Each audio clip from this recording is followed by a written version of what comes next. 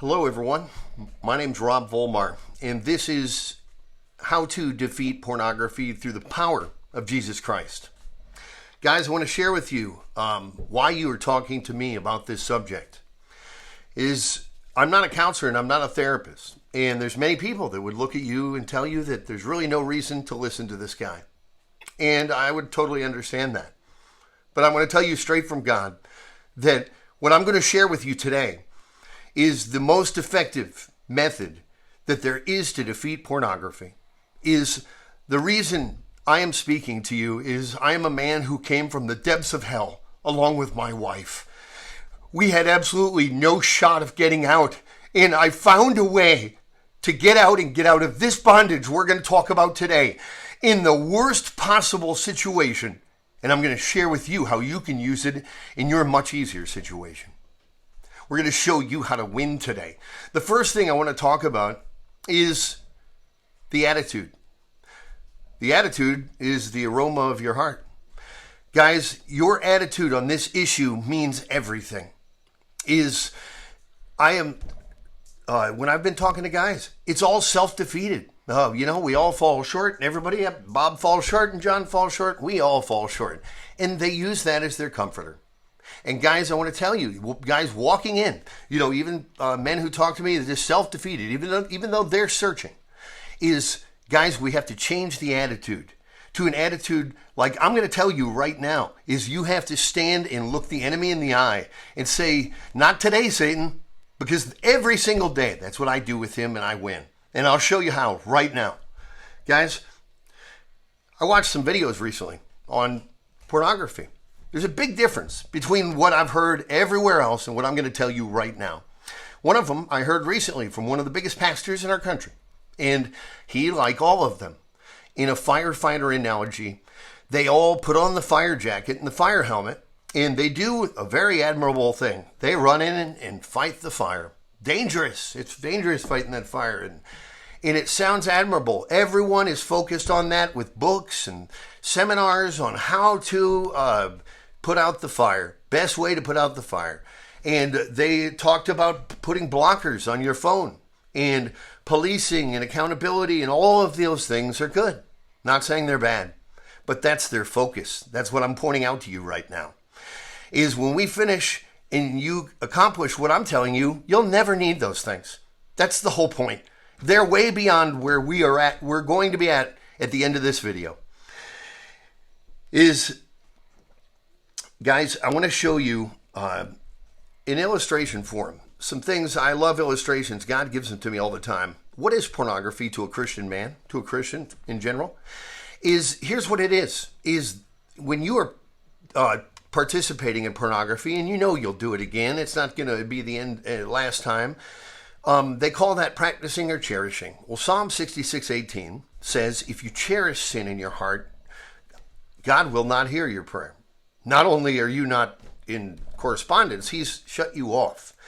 So when you are practicing in this sin, the problem is, guys, you are shutting yourself off to any communication with God.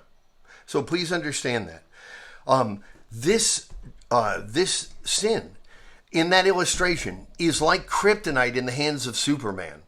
Is when you put pornography into a Christian's life. Superman 2, I remember that movie, and it was a scene where he lost his powers, not through kryptonite, and he did not know it. And you might remember the scene. He went into the diner to fight someone, and he went to fight, and he had no powers. He got knocked out. Well, guys, I'm here to tell you that is exactly what's happening when you are engaging in pornography.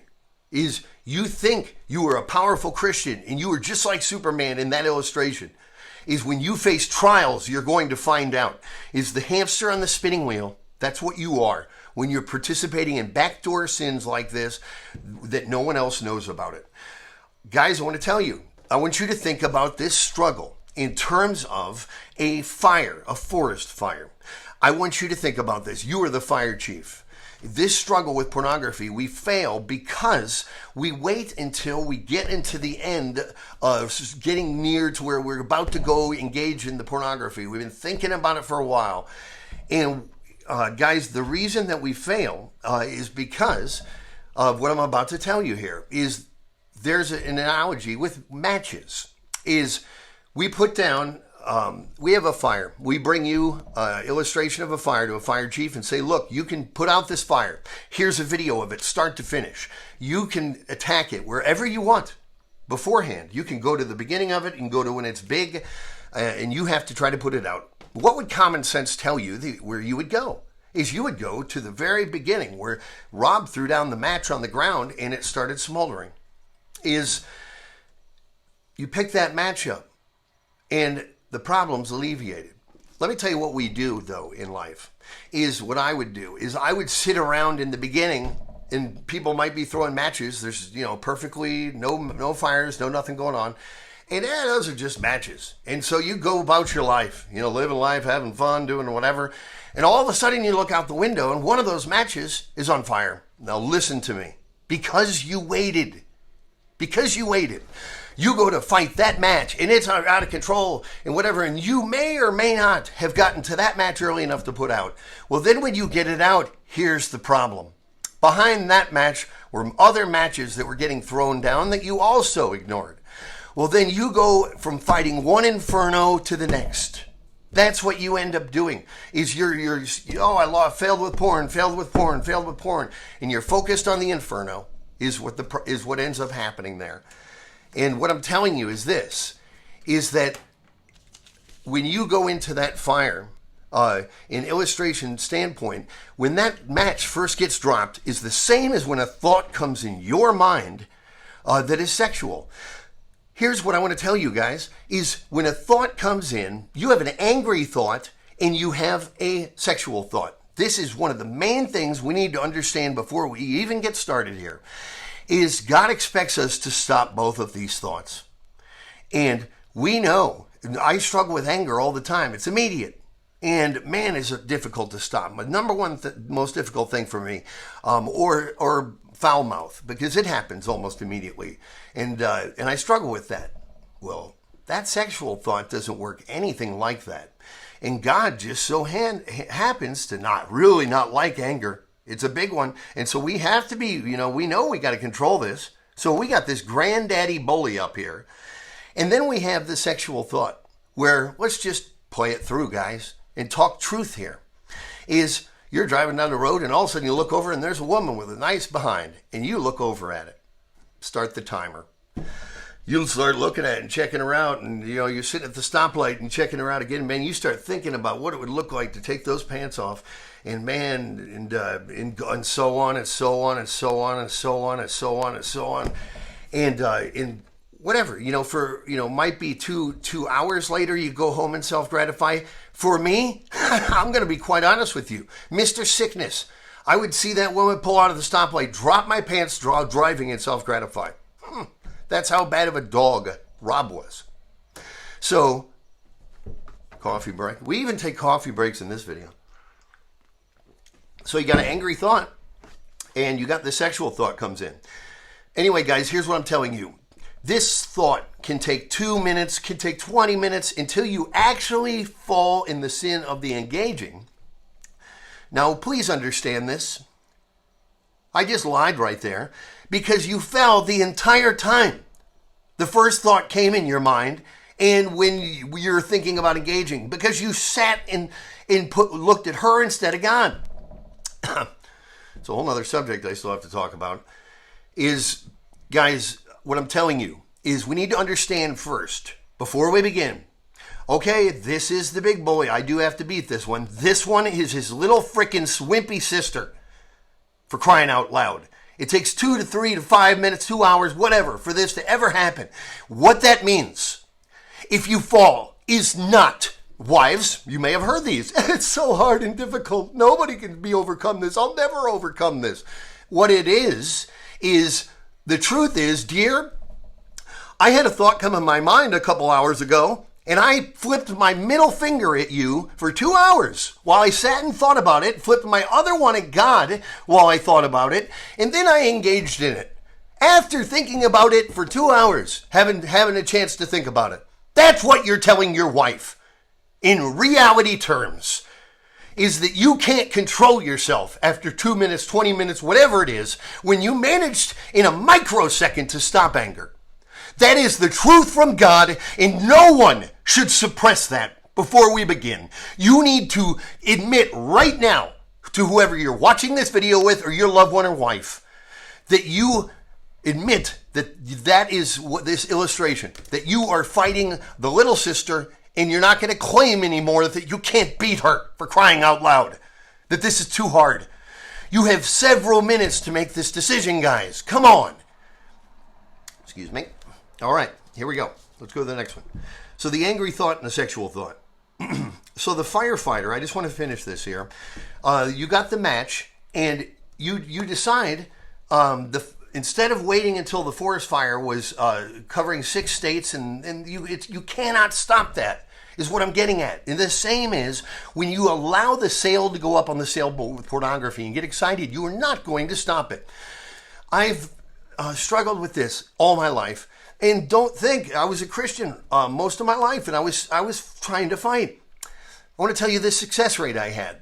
When I allowed myself to get excited and go beyond what I'm telling you about, the first thought, you're ignoring that, and you allow the fire to get going, I have a 0% success rate at ever stopping myself at that point and coming back. So what does that tell you? A 0% success rate. Do you now go in and try to find a way to make that 1%? No, guys, what I'm going to do right now, what we're going to do is we're going to leave the fire scene. We're going to get in the car and wave to the fire chief. We are going to head up the road to follow where this fire started, and that is where that match got dropped. When the thought first came in your head. Now, guys, I want to tell you this before we go any further. This is not a pornography issue. I want you to understand this. Is I had to come to this realization. I'm counseling a man on pornography, and I talked to him for the first time or two about the fight with pornography and what I'm going to tell you tonight. And then I called him back, and I told him what I'm going to tell you right now. I said, I gave you bad information. I said, you can't beat pornography. Here's the problem. Everyone who's watching this video, who's struggling, you are seeking to fix a symptom. Please understand that. Is when I got sober and tried in the past, I failed because in illustration form, I had 10 areas of cancer in my body. Tell me this, I'm not going to tell you the reality because this will show you the ridiculousness of our thinking.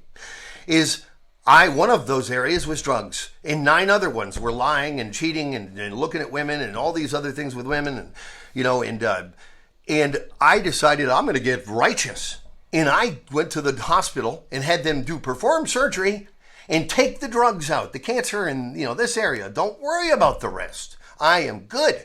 Here's the problem. After I do that, everyone in my church and everyone else in life looks at me, oh, Rob's doing great. I'm sober. I'm staying sober. And on the outside of the cup, which is all we're paying attention to, we proclaim that person. I went on mission trips while watching pornography, for crying out loud. The night before I went on my last mission trip in August of 2011, true story, 5 hours. 5 hours before I met them to go to the airport, I went to the porn theater and viewed pornography and self-gratified. Pulled my pants up, went home, got in the shower a little while later, and met the mission team to do God's work. That's an illustration of Christians in general, guys. That sounds sick and lewd. Well, do you think it's any different if you're not a missionary, if you're just helping in church, or you're just representing God? Guys, it's deceiving and lying. No matter what I'm doing, whether I'm Pope John Paul or whether I'm a sweeping the floor in the church, it doesn't matter. Excuse me. This is about godlessness. You need to pursue godliness to clean up all the areas of cancer. When I got sober, I want you to understand this. The reason you were talking to me is because when I got sober, I had to break free from pornography. I did that through nothing other than giving God my entire heart. I want to tell you about on day one what happened. On day one, Dawn and I got a little fight. 1 day sober and hadn't watched porn. And I walked into the bedroom because I was going to get back at her. I was mad at her. And that's how I used to, say, screw you. I'll self-gratify. Well, I walked in and I looked at the bed. And I remembered, this isn't about Dawn. I told God yesterday that I was changing everything.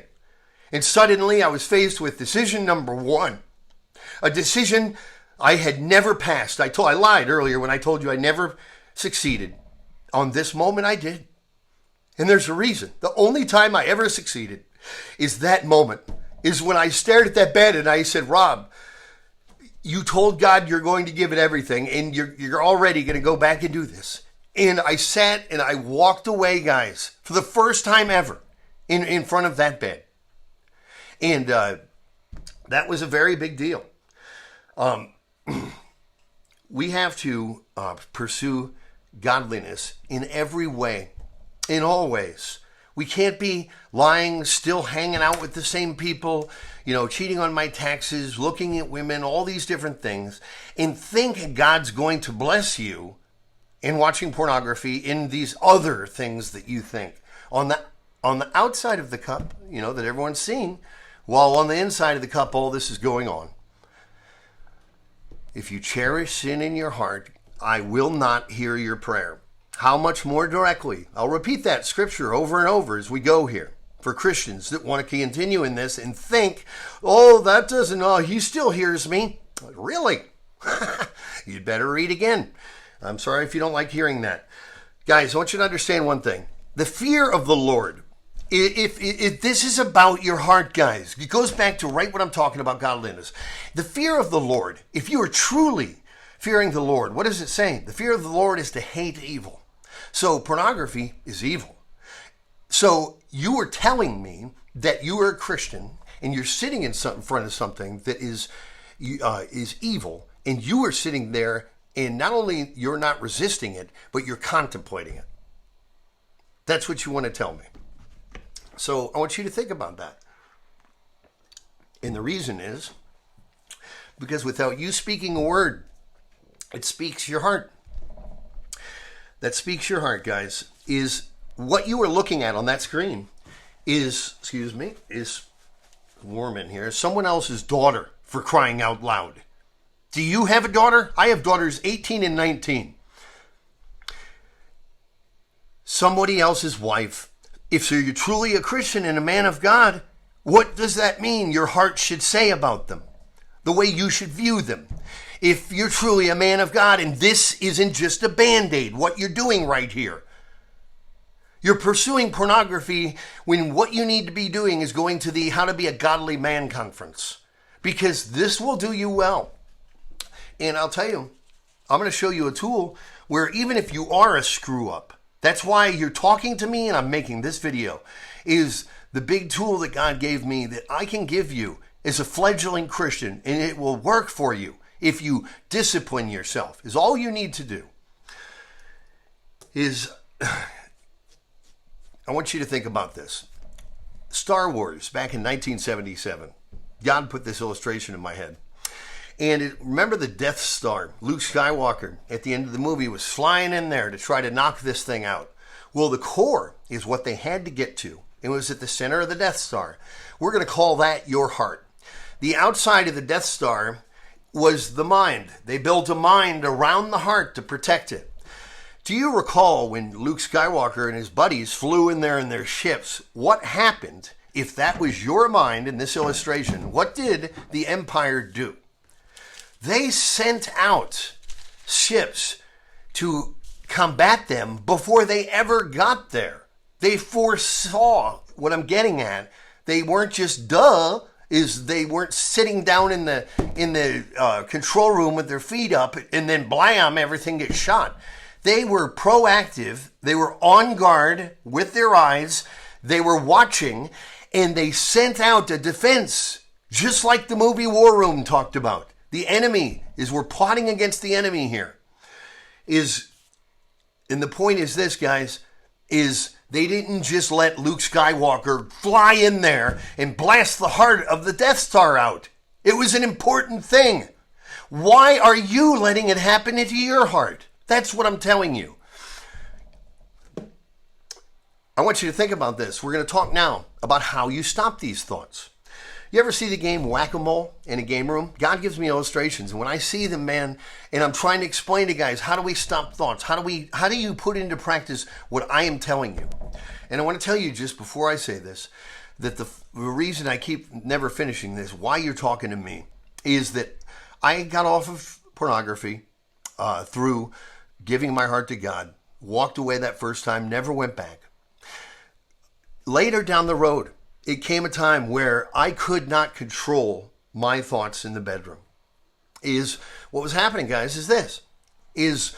I was in the bedroom 6 months clean, probably somewhere around there. And I was allowing thoughts that I used to get in my head from me with other women. And I want to share something with you. It's going to be very deep, very personal. But I tell you for a reason, so you understand what I was battling. Is when I was doing what I was doing and pushing Dawn into these encounters, is I convinced her for her safety that I wanted to put a camera in the room so that in case something happened. Well, I was just wanting to be a sick dude and watch what was going on. Well, eventually I became immune to it. To where it didn't even bother me. And then it became something that I started enjoying watching, like these porn channels on those things. And so I'm telling you this, guys, because the sickness progressed to where I was picturing her with other men, and that aroused me. That's the demons I was struggling with. Going back to my bedroom now. I'm in the bedroom with my wife, 6 months clean. These thoughts going through my mind, it's like giving my heart to God was one thing. This was those ships coming in and just blasting me in the bedroom. I did not have any defense at that time around my heart. And they came in and they started realizing the last place they had on me, no drugs, all this stuff gone, is in that bedroom. And so they're firing all the firepower in there. Guys, God directed me to a scripture from 2 Corinthians 10:5, taking every thought captive to the obedience of Christ. Guys, I took this scripture literally, and I had to go to assault war in the bedroom with it. I had to fight thoughts and arrest them immediately when they came in my head, and I started praying to overcome them. My wife even realized it in my demeanor and my body language that I was struggling.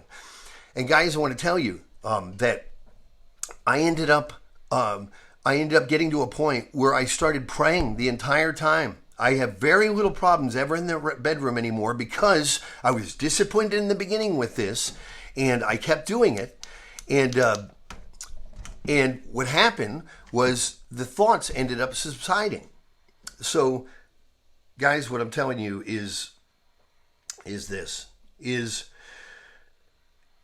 in terms of the thoughts I had to conquer, you're never going to deal with anything like I ever did. The big bully is who I beat up with 2 Corinthians 10:5.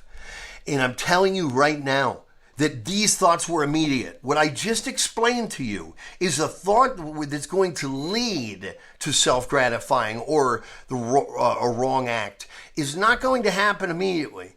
But let's be clear, God expects you to clean up that thinking from there to there eventually also, which I have done. And that's something you have to do also. It's the eyes, guys. It's your heart. It's not about all these compartments and areas come from the heart. So if there's one found to have something in it, it came from the source. Let's never forget that. I think my light's dying here. All right, so guys, I want to tell you, whack-a-mole. So just remember, what I'm showing you, I beat up the big bully with. I beat the strongest opponent, and you've got a much smaller opponent you're going to use this for.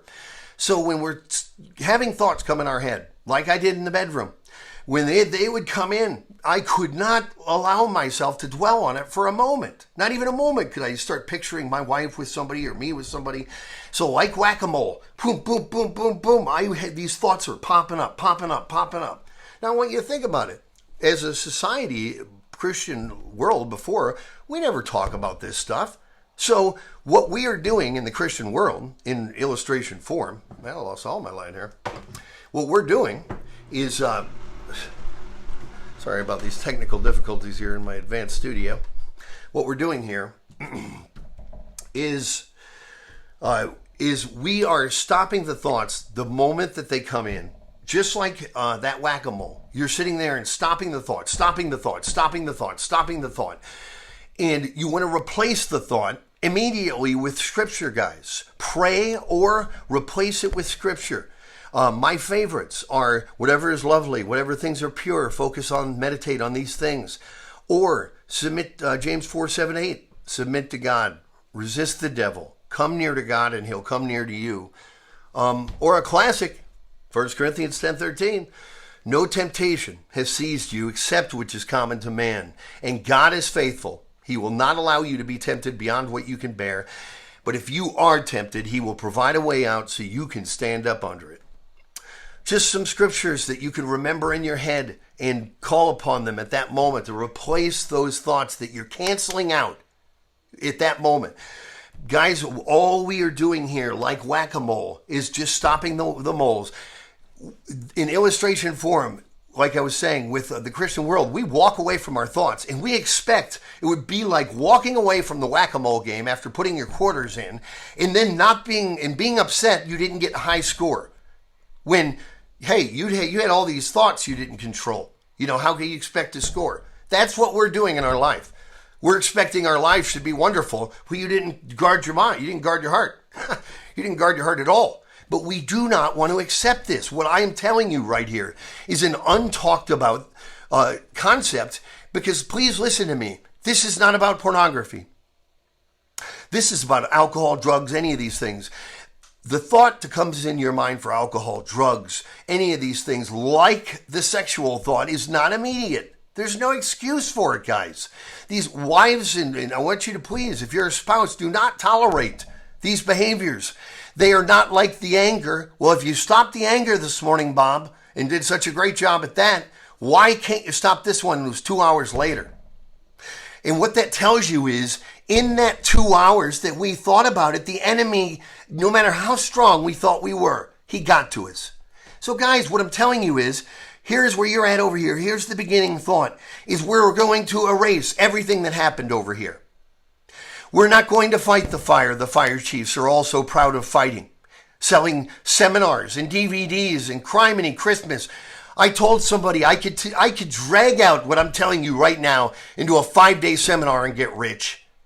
I'm not going to do that. I'm recording it in my garage for you right now for free because God told me to. Because God saved me. That's what God wants me to do, not to profit off of you. I want you to imagine if you're sitting in front of a television. I tell you that, how do you stop thoughts, Rob? This is why we are here. Sitting in front of the television. I tell you that when that screen comes on, you must reach up immediately. Not 10 minutes later, not 2 minutes later. When it comes on, blink. You'd say, that's pretty simple, right? That's all we're doing, guys. When a thought comes on your theater, and it happens to me all the time. I just shared how I got aroused. I allowed those theater to go for a couple minutes. I'm not perfect. Nobody is. But I'm telling you that even though you might not be perfect at stopping it immediately, because you always are on the mind of stopping it, when you do stop it, it's never going to have gotten big enough, the match analogy, to have to start an inferno. And even if you do make the one mistake, there are no other infernos and matches lighting up around you. It's a different thing than when you make one mistake here than when you make another mistake in the middle of disasters after disasters. So just like the whack-a-mole game, we must have, when our thoughts come in our head, the first thought of, wow, wouldn't this be nice? Wouldn't that be nice? That is every bit. Understand this. You have to get to the point where that is every bit is insulting to God, is the act, guys. Don't you remember Jesus saying that if you even look at a woman with those thoughts, you're committing it? So from the moment, it's not until, oh gee, if I stop myself at the act, I'm excused for all these thoughts I had about the thought things I was thinking about. You did all those acts along there. We're eliminating all of this, guys. We're stopping that thought the moment it enters our head, as simplistic as this sounds. And it's continuing to do that. Now here's the thing. You're going to be sitting there in the beginning like I was. This is important. Please listen to me now more than ever in this video. You're going to be at a point where you say, screw this. This is impossible. Rob's wrong. It's impossible. Can't do this. Can't stop it. And it's at that point, like Brock in Facing the Giants, let it burn. Keep going. Stop the thoughts. Keep doing it. Guys, I'm telling you to push yourself through, to keep going. There's a reward at the other end, guys, and you're looking at it right now. If you continue doing what I'm telling you, you cannot continue doing what I'm telling you without doing one other thing. And that's these right here, guys. These are the most important things that we're going to talk about here today. Since I got sober, since I started dealing with pornography, God put these into my head and thoughts in the bedroom. He's advancing what level he's bringing me to. But these here are thought creators. Understand this. If you're going to take a thought captive and stop a thought, I just want you to imagine how ridiculous it would be if I told you, Bob, I want you to not think about your goal is to capture any thoughts of pink.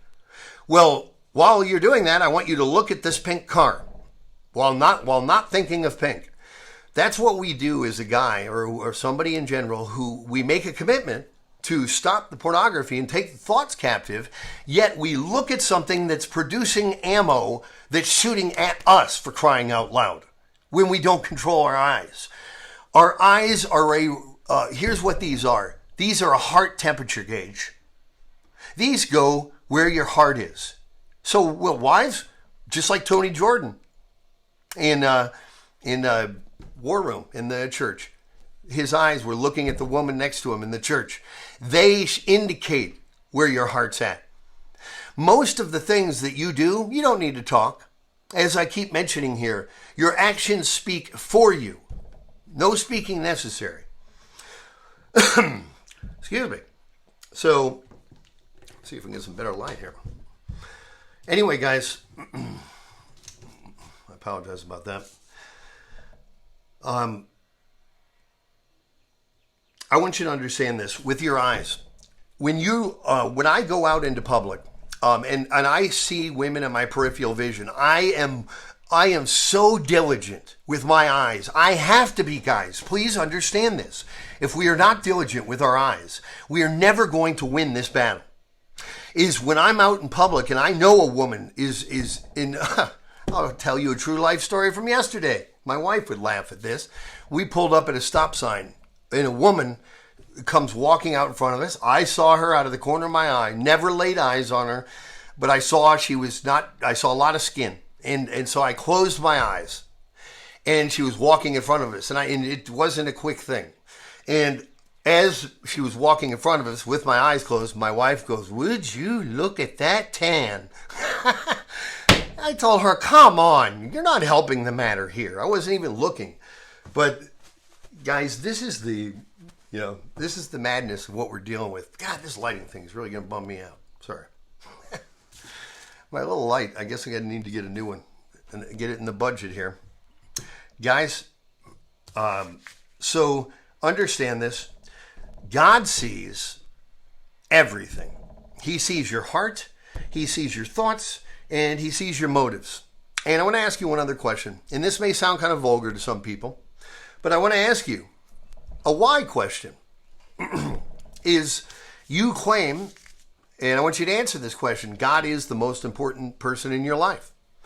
I want to ask you, and I ask this out of all sincerity, if you've ever been so lazy, you're sitting in the family room with your wife, maybe the kids, and you want to go self-gratify, saw something on the TV, and you're just so lazy that, you don't even care that the wife and kids are sitting right there, and you drop your pants down and start self-gratifying right in front of them. And somebody's going to listen to that story and get mad. That's vulgar, that's insane. And it is. Isn't that sick? that you would do that? The thought of even bringing that up. Well, I want to ask you a question then, without you even speaking, is how is it possible then? If you believe, you just said, God's the most important person, that you allowed in that situation for your mind to be brought to the completely other place. How is it possible that you will sit down in front of pornography and you just admitted God's sitting there right next to you and you don't get vulgar or upset or angry about that one? But man, the idea of me even bringing up you doing it in front of your children, who's more important, your kids or God? Our actions speak for us. You can get all testy you want about that story and illustration, but your actions are speaking that you think less of him than that. Is we don't have to speak, guys, is what I'm saying. I want you to understand with your eyes, this whole joke, the first one's free. No, the first one is not free. The first one is the match getting thrown on the ground that you don't pay any attention to because you're continuing to look at that. And the only thing that's free is the inferno that comes from it. That's the only thing that's free, is the result that ends up coming at the end. Is when a thought first comes in your mind, guys, just like whack-a-mole, you need to become 100% diligent, guys. Imagine yourself, please, God just put this in my head, like a soldier at a doorway. And that is the entryway to your mind. You are responsible for any thoughts passing by that guard. He has to permit the thought to go into your mind. Now, guys, please understand, often, quite often, I will be going through my day and I'll have a sexually lewd thought come in my head and I'll be going, oh man, what was that? Shut that down, to where I was dwelling upon it just like I did in the bedroom with my wife, trying to take advantage of that. And guys, I'm telling you, it's a constant thing. You're going to fall and you're going to still be drawn to those same tendencies, but you've got to snap immediately when you catch yourself. What I'm telling you is, in the beginning, your delay is going to be longer. But as you continue disciplining yourself and stopping the thought, just like if you practiced anything, now the thoughts, when they come in my head, are pretty darn well immediate, but still are not sometimes, as you can tell from my story there. Guys, it's all about our level of commitment. All we are doing here with this stopping thoughts, you might say, this is too much. And I told you, this is the crunch time, most important part, is that when you get frustrated, guys, is to remember me telling you, don't stop, to keep going and keep doing it. Because eventually those thoughts will subside. And replace those thoughts and watch what happens. With diligence, it's going to seem hopeless at some time, like I just told you. And I want to tell you this, guys, please understand this, how important this is you here in the world and Christianity also, the whole statement of take it one day at a time. I am here to tell you that is a recipe for failure in my life anyway. Here's why. Let's assess ourselves at the end of every day. Well, here's the thing. I contaminate my pot every day. And at the end of the day, because there's yeast in there, we have to hit the reset button. No matter how much of it is. If there's one drop of dog crap or a bucket of it, nobody's going to drink it. We got to reset. So guys, please understand, don't wait till the end of your day to assess. By taking thoughts captive and controlling your eyes, you are running your mind in a second-by-second basis. You are on like a guard. Imagine if you told the guard at that bank, take it one day at a time and see how many people snuck through and then we'll take that tomorrow. No, you take it one person at a time as they walk up. You don't wait till the end of the day to determine if anybody got in. You must deal with your thoughts like the guard at that bank, guys, with military precision. This is warfare we are going into, guys.